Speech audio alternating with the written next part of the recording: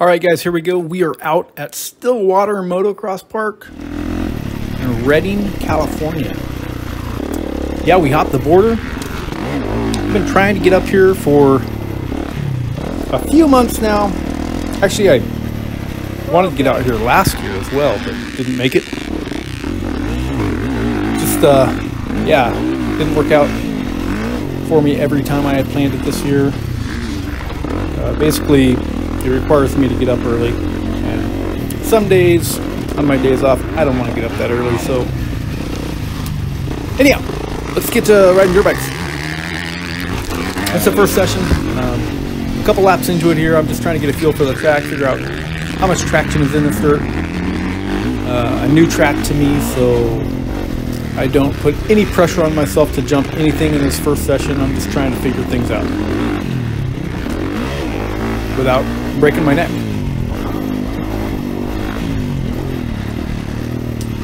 Yeah, far too often as a youngster, I would come out a little too aggressive and end up hurting myself or the bike within the first 20 minutes of riding. And that's no fun for anybody. So I don't do that anymore. I guess you could say I've learned something in all these years, but a lot of the dirt basically hard pack. It reminds me a lot of Eugene Territorial MX. Very similar dirt. A lot of rocks in this dirt, and some pretty big ones at that. You may notice at the side of the track, or even on the track, there got to be some football-sized rocks. So you had to be aware of that. Tabletops are pretty much what I'm used to as far as size-wise, but I felt like the faces of the jumps were pretty steep. It's my first attempt at the finish line jump. Just kind of sizing her up a little bit. I like to work my way up to jumping jumps because I really don't like to over jump. If you've ever landed in the flat off of a bigger jump, it's pretty scary. And I'm not getting any younger, so my joints, ankles and wrists in particular, just don't take kindly to that type of abuse. So I like to work my way up a little bit before I hit jumps. This was a weird one. It's kind of an uphill tabletop. Step up is really what it ends up being, and it's a pretty fun jump. I do get it down in the second session. But yeah, back to the dirt. Dirt's awesome. Really like the dirt. It's a little deeper.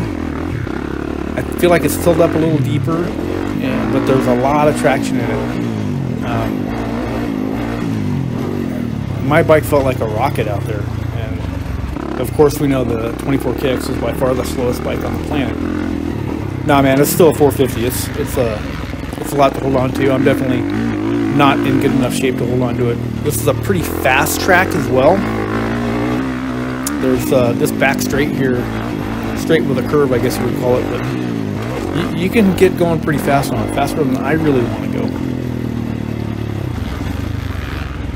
There's some fun little rollers back here in the back, very reminiscent of what we have at Moto 541. The track is built really well. It's really wide. There's a lot of lines that develop in it, and most of the jumps are all pretty safe in my opinion. But anyhow, that's all we're going to do of this first session. I do get the finish line jump here. Let's jump into the second session where I start trying to piece some of these other tabletops together.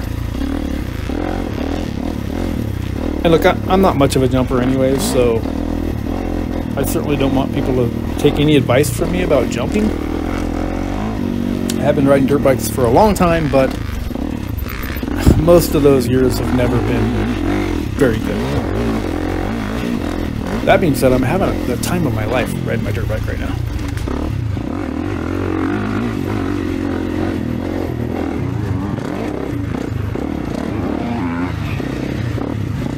I put in some work on corner speed. I just feel like I could be such a better rider if I could figure out how to go faster in the corners. Jumping, you know, that's all a part of it too. But you know, I know the fast guys, they could come out here and roll all these jumps and still be faster than me. Just because their corner speed and acceleration and a lot of that's fitness. This track really tired me out. I got a lot of arm pump. I had to deal with that just because the bike is pulling, you know, putting power to the ground really well. And you're accelerating pretty hard through this section and many other sections. Like I said, the course was tilled a little bit deeper than what I'm used to, but there was a lot of traction in it, so you could just get on it and let it eat. It was fun. A lot of things I want to talk about that I'm probably going to forget, so don't worry, it'll be fine.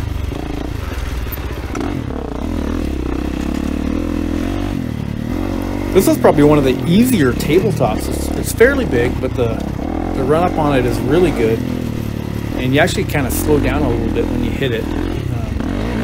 Again, you don't want to over jump it. You don't want to under jump like I do. I'm notorious for under jumping because I'm so afraid of over jumping. But this track is fast. It's pretty big. Like I said, the course, it's really wide, and there's a lot of room for riders. A lot of lines develop. It's really a pretty awesome track. Now I know it gets really hot down here during the summer, so you know some of the practices and races they've had down here have been scorching hot. And I tell you what, this track is a man's track. I mean, there it is. Finally get that one. So yeah, I did the little step up first. But anyhow, what I'm saying by that is it's brutal. I could see it being really brutal, especially in the heat of the summer. You want to have some fitness, that's for sure. Because it looks pretty smooth, but it gets a lot of square edge, and it gets really choppy. It doesn't get huge braking bumps. Well, at least today it didn't. I shouldn't say never, because I don't think there were as many people today as there typically would be on a beautiful 60-degree day like this. But the ruts form up really nice. The layout is really good. It's fun and flows pretty well. Like I mentioned earlier, there are some rocks on the course, so big shout out to Chirby's for those big green hand guards in front of my fingers, because they helped out today.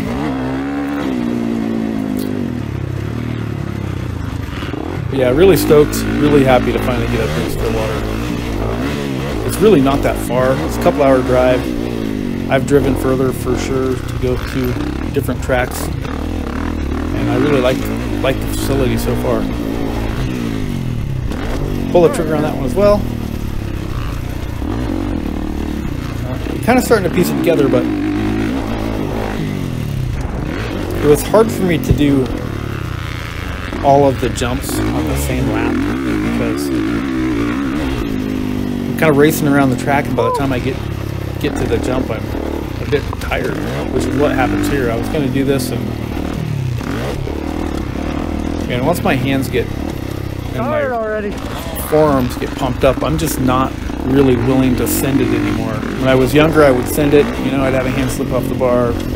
That would never end well. So yeah, if I get tired or pumped up too much, still overjump on that side. I just roll it. It's safer, and I can try to get on the next lap rather than wadding it up.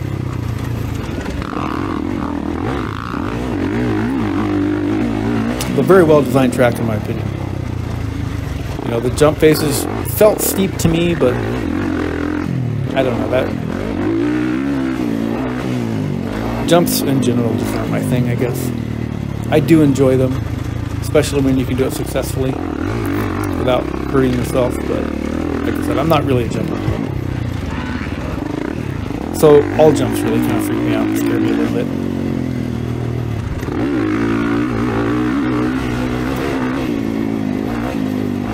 Man, that FMF exhaust sounds so good on this bike. Especially when you crack that throttle further than half and let her eat.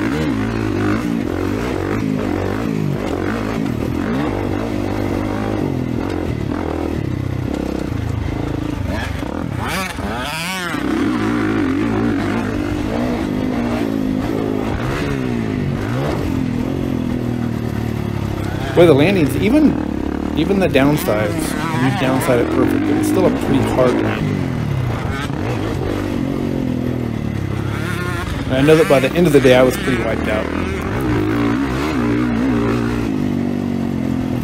And part of that was because I was trying to hold on to this rocket of a dirt bike.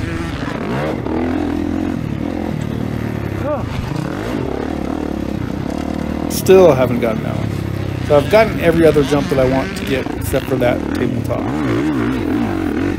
The big one in the back, yeah, I'm just not interested in doing that. You know, that's there's just too much risk in that. You know, looking at the landing of that, I could definitely do it, but it just looks like concrete on the backside of that jump, and it's just not worth the risk for me. Especially on my first day here. You know, let's spin some laps here, and maybe I'll change my mind. But I doubt it. I'm not really interested in that part of it. Just get the jumps down that are doable without having to be crazy.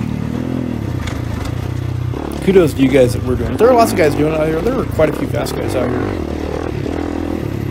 I think I picked a perfect day to come out here. Like I said before, there weren't a ton of people. I think they kind of advertised it a little bit late, at least as far as I could tell.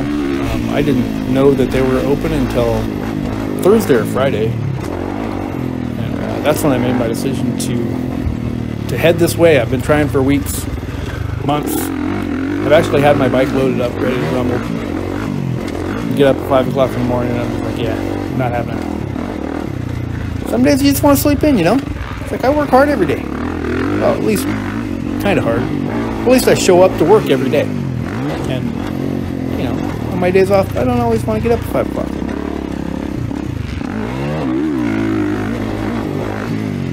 This finish line jump was, I don't know, it was sketchy for me.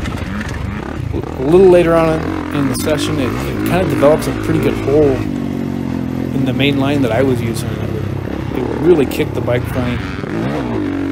And all you had to do is move over a little bit, but more than once I forgot to move over a little bit, and yeah, it's just kind of sketchy. But like I said, if you move over a foot, you're fine.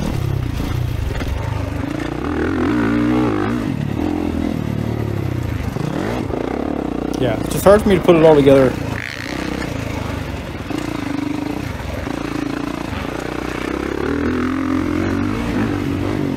Man, there was so much traction in this dirt. Like I said, it's kind of got that red tint to it, a little bit like Territorial Eugene, and it really reminded me of that, because it would get hard packed, you know, where everybody was riding, but yeah, it clumped up a little bit too in areas like this where it stayed wet. It seemed like it was almost the perfect depth. Not too deep to where my slow Kawasaki wouldn't pull it, but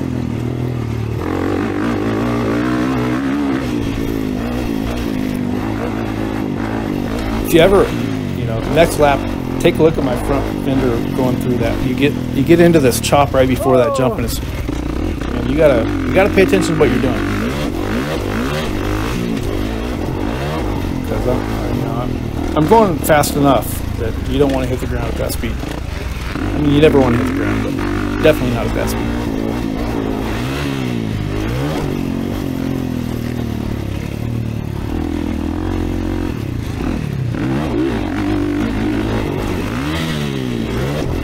There's a big knuckle right there. All right, a lap of silence.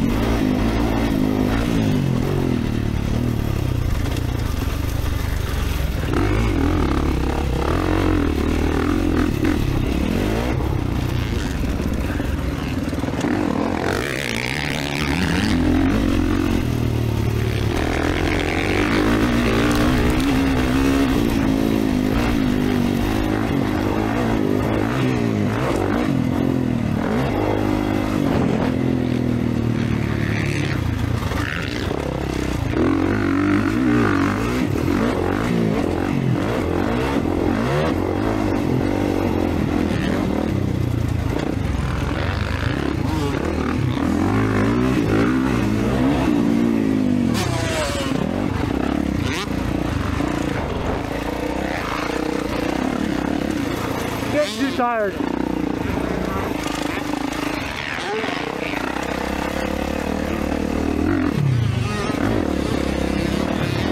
All right, lap of silence is over. I'm back. So yeah, like I said, I think they didn't have a huge turnout today, so they just ran 2 classes. They ran big bikes and they ran 85s and smaller bikes. So that was pretty cool. They gave us half-hour sessions, and as some of you may know, I'm a 15-minute session guy, so I was good for about 20 minutes, going, you know, as fast as I could really go, taking little breaks here and there. 20 plus minutes, I'd end up pulling over, taking 3 or 4 minutes off, and then jumping back on for the last minute or 2. A couple laps anyhow. And I only did 3 sessions, this being the second of 3. And I may post the 3rd session, at least a portion of it. Just no voiceover, no talking, just some raw footage. 3rd session, I just kind of backed it down a little bit because I was getting tired and I didn't want to make that big mistake that would cost me something.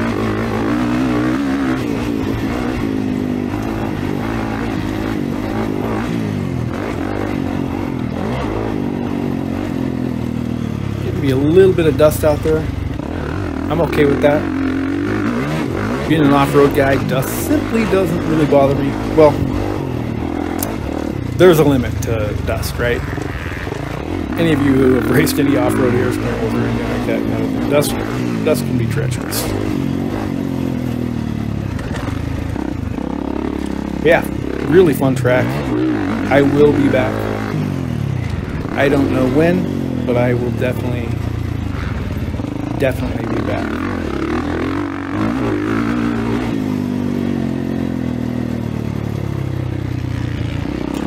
It's been really fun this year. I've ridden a lot of moto, more moto than I've ever ridden, even when I thought I was a moto guy as a kid. You know, we didn't have many tracks close to us, and you know, my parents didn't really ride, so they didn't know where to go.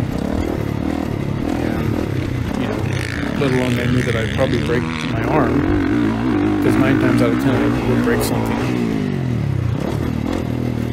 But yeah, so we didn't do a lot. I didn't get a lot of track time as a kid or growing up, and really never thought that I would race motocross again after, you know, breaking my collarbone in 2004, 2005, somewhere around there. In my 30s, I decided, yeah, maybe I'll just be a trail rider. But I'm a little smarter now. I wish I knew then what I know now. Don't we always say that? But yeah, it's just better to back it down some and live to fight another day. Especially when you get tired, because that's when all the bad stuff happens for me. Usually. Not all the bad stuff. You can just be stupid and make a mistake. I've done that too. But it's so much funner to go home and not have to, you know, get done riding and hop in the van and go home and not have to go straight to the hospital when you get home because you broke your collarbone or something like I did at Albany a year ago. That was just a freak thing though. And that stuff happens. That's real life. I mean, this is a dangerous hobby, sport, profession to some, but, you know, that's why we do it, because it's not easy.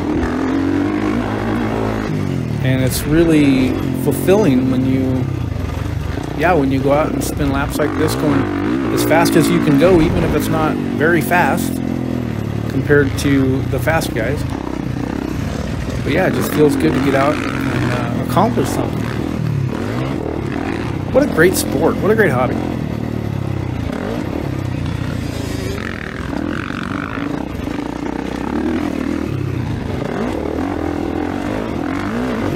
But I do highly recommend this. If you're anywhere near Northern California, come out and try Stillwater MX.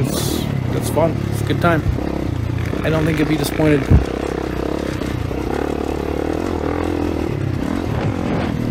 That being said, if you've watched all the way through to this point, I appreciate it. And I think I'm going to sign off with a couple minutes left to go here. So, thanks for watching, and until the next one, I'm out.